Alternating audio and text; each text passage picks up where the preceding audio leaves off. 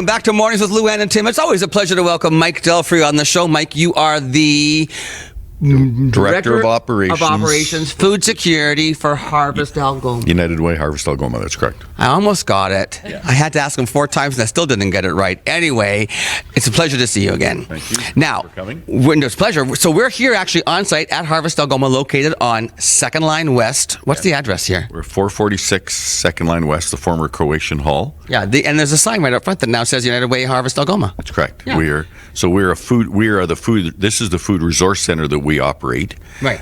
To be able to receive food from manufacturers in large volumes and distribute to the community agencies that need food for clients or for people like food banks or soup kitchens.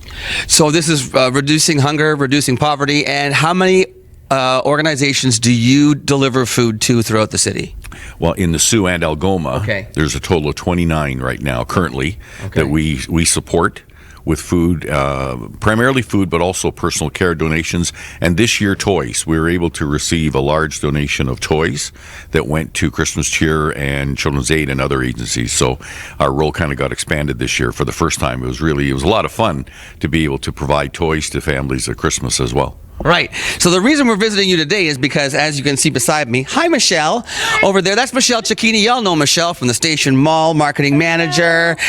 So the Station Mall and United Way HarvestAlgoma are joining up for this fun event called Canstruction.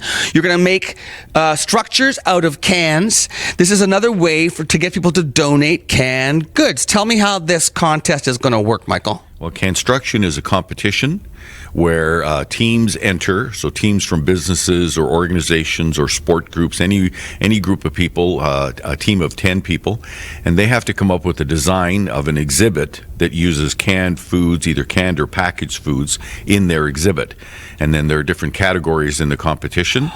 And you can use packaged foods too. So paper products or just cardboard, cereal boxes, anything, any food container will qualify. And the competition will be held at the Station Mall late April, early May for 2 weeks.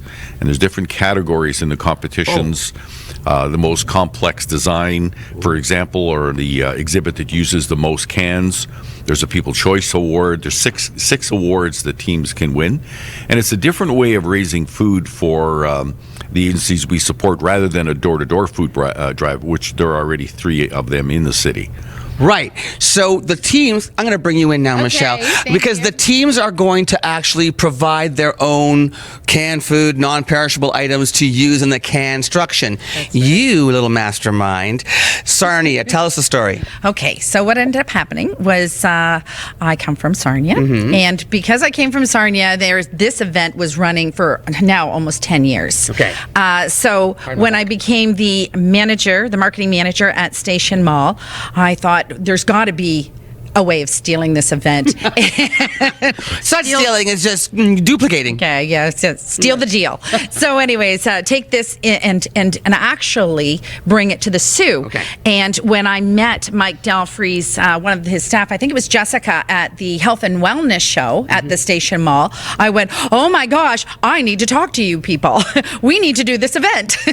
So tell me what some of the nets that you got, like the net weight of food. What was that figure you came up with from Sarnia, the success that they had? I believe last year they had over 38,000 pounds of food that this event brought in. Yeah, that brought in. Yeah. Okay, so we're going to come back to you in a little bit, and we're going to do our own little Canstruction to give an example. So, Michael, you're looking for what kinds of participants? Businesses, service groups, that kind of thing? Yeah, we're hoping for our first event this year to have something like 8 to 10 teams. So a business would be a good example that would be interested in putting a team in, coming up with their own design. So we're also recruiting architects and engineers to assist with the design to make sure that it's structurally sound. There's a lot of rules that Canstruction has that you have to follow in order to compete in the competition. And so we're providing some resources for those folks. and then it's a good team building exercise for a company, for their employees, or for a sports team, or a school, a service club, that type of thing. Maybe even like a school, classroom, whatever. You could build something that looks like your school, a duplicate of your school shape, something like that. Or if you work for the city of Sault Ste. Marie, maybe you could make the logo, the colored logo that that's so popular. That's right. Michelle, come back over. Okay. When is the event in the mall?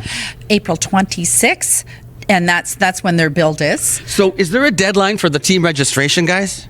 Yeah, we have to know that we have enough teams to make a competition viable. We're hoping to kick this off with the Take 5 in February, February 20th. So that would pretty much be the deadline date. And as I say, we hope to get enough teams to make a first event competitive and viable. And this is obviously intended to be an annual event in the spring, because the other food drives in the city are done generally in the summer or the fall. Okay. So yeah, I have to tell you about the construction, though. So when they come into the mall on the 25th, they're allowed to store their items in different places, getting ready for their build. They're allowed only 1 day to build, and then once it's built, they have a time. The exhibit sits there for how long? 2 weeks, so it's there until May 9th. And that's when they're collecting the votes for People's Choice? Choice Awards, yes, Okay. definitely. So they got 1 day to build, but they can store everything there, and then it sits there for 2 weeks for everyone, for the public to enjoy. Yeah, so everybody gets to see it. Right. And if you like one of the construction Structures. yes, one of the structures, you can do a donation right there, and the structure that wins the most or gets the most votes or the most money, yes, is the one that wins the People's Choice Award. Choice Award. That's right. Okay, so now the reason we're on the show today really is just this is a call out to potential teams. We're going to do another interview later. We're going to have Sarah McCleary join us, because she's won St. Vincent Place is one of the many recipients of all the food that you collect. So this is a call out to teams. So who do they get a hold of? You, Michael, tell me. I chair the committee, because this is a Harvest Algoma event in partnership with the Station Mall. So anyone who's interested in either having a presentation about the construction event at their workplace, I'll be happy to come and do that. Or if they just like information, we have an information kit that we've produced that we can send to a business or a group. If they have questions, just give me a call here at Harvest Algoma. They can get our number from our website or from our Facebook. We'll put it on the screen too, Michael, okay? Yeah. And now, before we say goodbye, do you have anything else to add? No, I'm just putting a call out, kind of making sure that people really, really embrace this event. It's a great, worthwhile cause. It's fun, and it's going to raise a whole ton of food and hopefully money for the People's Choice Award for this team building exercise too. I see more people coming in, and this is an amazing place. This is what I want to do. Before we say goodbye, Michael, will you quickly give us a little tour from place to place and show us some of the great stuff that's going on here at Harvest Algoma? I want to go first of all to the toys, because that's all new, and hear more about how that happened with the Salvation Army. So we went through the magic. We're going to wander over to the toys. See ya.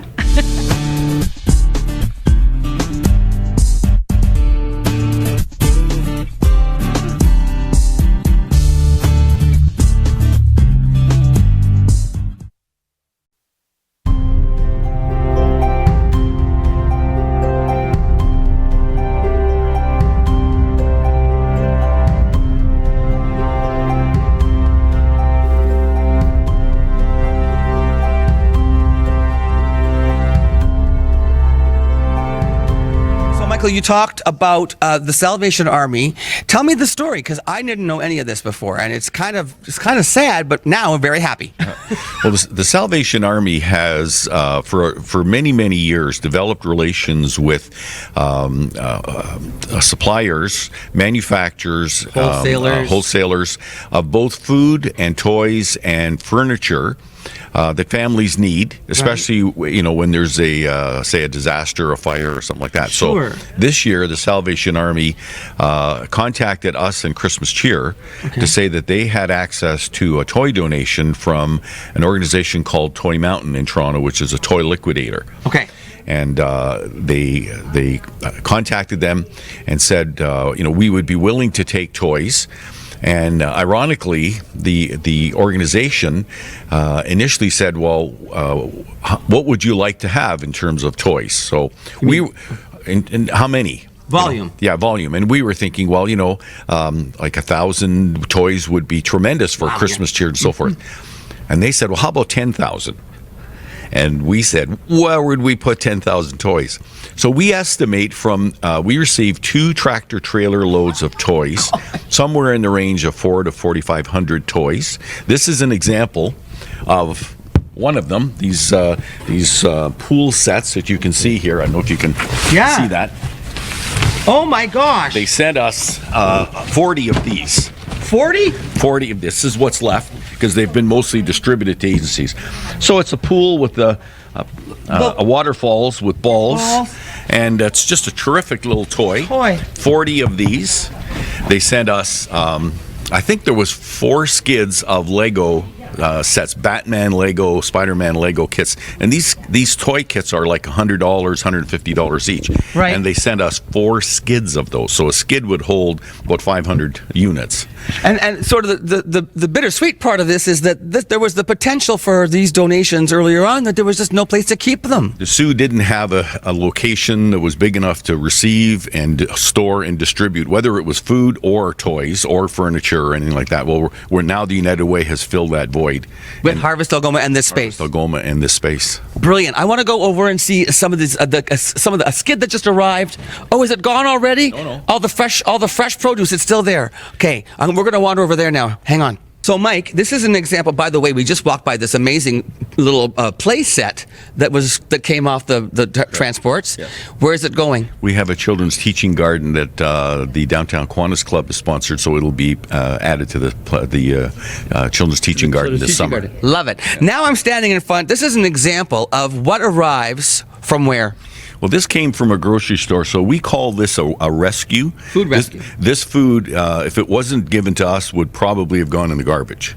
Wow, okay. So we have a food rescue coordinator, Carson Beauregard's his name, and his job is to visit grocery stores and restaurants, and if there's surplus food or damaged food products or food from a wedding or a banquet, etc., we can rescue that now. There are new laws in Ontario that permit that food to be rescued or saved. Right. And brought here like this to be stored, and then agencies come here on a weekly basis, sometimes more than once a week. Right. And we'll pick up an order of food, whether it's canned goods, whether it's packaged goods, whether it's frozen goods, or food that we grow in our gardens. Or this year we're installing 200-foot greenhouses on our greenhouses, property. Right. As well as the above ground planters that you have, right? We have 32 raised beds we'll be planting. So those are the 3 sources of food: surplus food, rescued food, and food we grow. So thanks very much to the local supermarkets who provide these things. They've been wonderful. The supermarkets are starting to step up and say, we have either surplus product that doesn't sell and we have to change it because we want new product, or we have damaged goods. Right. There happens to be a tear in a package or something. You can see behind me all the shelves here of canned goods. Now, this is not a place for people to come and actually pick up food. You are a distributor of the food. That's correct. We distribute to 29 agencies in the community. Like Women in Crisis, like Ken Brown and Pauline's Place and Indian Friendship Center. On and on and on. Right. So, but the idea here is that you can still come here. The public is welcome to come here to drop stuff off. Sure. What are your office hours? Monday to Friday, 8:30 to 4:30, and we do have people who come and will either bring in food, or in some cases they'll bring in appliances, kitchen appliances. We have kettles and etc., or they'll bring in preserving jars. We do a lot of that. We do a lot of that. So you can use the jars and lids. We need jars. You do? Yes, I brought some. Yeah. Okay, great. So, or rather than recycle all that stuff, when you buy your tomato sauce from a grocery store and you get the jars, bring them here, right? Sure. Yeah, instead of going in a landfill. So we are in fact beginning a new large waste reduction program to try to reduce the amount of waste that goes into the landfill. Okay, let's go to the freezer, because I haven't been in your freezer yet. Let's go. Here we go. Freezer. Okay, this is just one of the freezers here, Mike. And tell me what this is right here. Well, here's a rescue from a local deli, and these are chicken carcasses that they give us, and we make chicken stock from this. So they take the breast meat off and stuff, but they give you the whole carcass. That's right. And from that you make stock. We make stock, and you can see there's a lot of meat left on it. Absolutely is. How much do you get?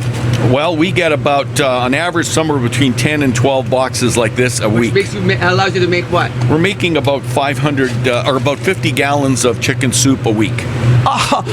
This is the small freezer. Now, Jacob, watch your step. He's going to do this mobily. Good for him. Man, look at him walk backwards and hold a camera at the same time. This is your fridge. This is one of our fridges. We have 2. So they have the capacity. See, I didn't realize you had the capacity for perishable goods as well. That's right. So is there a light in here or what? Okay. This is a good size. Look at this fridge. So you can see. You got your fruits? We get surplus, fruit from grocery stores or people's gardens. These are cabbages. Oh, that's a good point. People's gardens. People always have extra zucchinis and stuff. That's right. And we're promoting what's a program called Grow a Row, asking people to add a row to their garden to donate to us so that we have fresh produce that we can cook and vacuum pack and freeze and use all winter. Now, wait till you see the large freezer, because I want to show you just what... Oh, there you go. Hi, Jacob. You okay? Don't fall down. Workers' compensation. This freezer is... I know restaurants in this city who would kill for a walk-in... You go first, Jacob. Would kill for a walk-in freezer like this.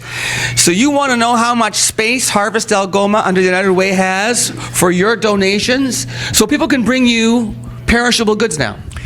We've had donations from people who are maybe cleaning out a freezer when someone dies, for example. Yes. And they have all the produce in that freezer. So we have the room behind us here. Frozen, cooler bags that people can use to bring frozen goods here, or we'll go and get that. We have we have the equipment to do that. Oh, the key is to cut down on the amount of food that's wasted and that goes into the landfill. And end poverty and hunger. And try to end poverty and hunger. Okay, let's go build a construction. Absolutely. That's a lot of fun. Here we go. Yeah.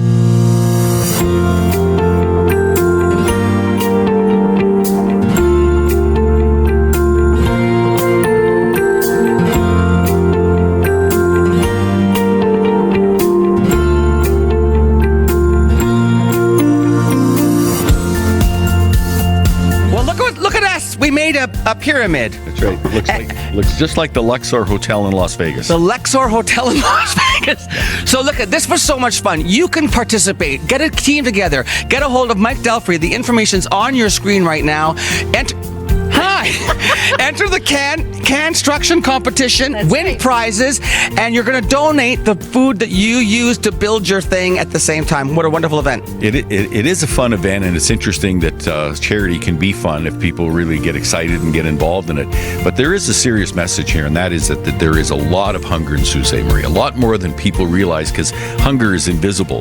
Unlike homelessness where people are on the street, there are seniors in their homes that are having trouble paying their utilities and their taxes and their mortgage, and have to eat as well. So we don't want to lose the seriousness of it, but there's no question it's a lot of fun. Thank you for doing this. Thank you to the Station Mall for bringing this idea to Harvest Algoma, and hopefully we'll get a first event going this year and do it annually and really help a lot of people. And we'll see you back on the show with Sarah McCleary, representing St. Vincent Place, who's one of the recipients of the food that the Harvest Algoma provides to the food banks across the city. So stay tuned for that interview closer to the date of the actual construction event, which again, the date is April 26th, and then the structures will be in place until May 9th. Hope to see y'all there. We'll be back with Luann right after this.